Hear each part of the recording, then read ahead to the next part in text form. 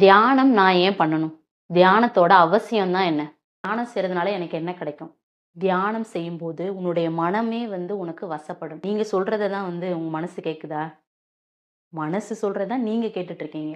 ஆமால, மனம் சொல்ற பேச்ச தான் நான் கேட்டுட்டு இருக்கேன். ஸோ மனம் உங்க வசப்படணும் அப்டின்னா, தியானம் பண்ணணும்.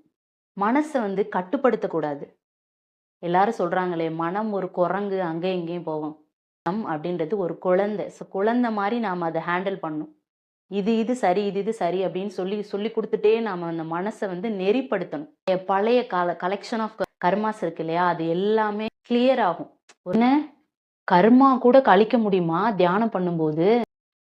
அதே மாரி புதுசா எதையும் புதுசா வினைகள நாம செய்யாம இருப்போம். தியானம் நம்ம தொடர்ச்சியா பண்ணிட்டே வரும்போது புனிதத்துவம் அடைவோம். கடைசியா என்ன?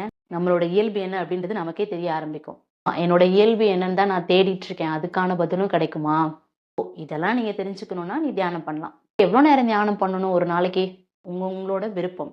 மினிமம் 20 மினிட்ஸ் ஆவது டெய்லி பண்ணணும். மேக்ஸிமம் 45 மினிட்ஸ் வரைக்கும் பண்றது ரொம்ப சிறப்பானது. கன்டினியூவஸா பண்ணோம் அப்படின்னா, நமக்குள்ள இருக்கிற அந்த உள்ளுணர்வு, இன்ட்யூஷன் அப்படின்றத நம்மள கைட் பண்ண ஆரம்பிச்சிடும். இத நீ பண்ணு, இத நீ பண்ணு, இத பேசு, இத பேசாத, இத செய், இத செய்யாத அப்படின்னு சொல்லிட்டு. ஸோ அதுதான் மெடிடேஷன் தியானத்தோட ஒரு அளப்பெரிய சக்தி. இதெல்லாம் தான் தியானத்தோட சக்தியா? நீங்க சொன்ன மாரி நான் ஃபாலோ பண்றேன்.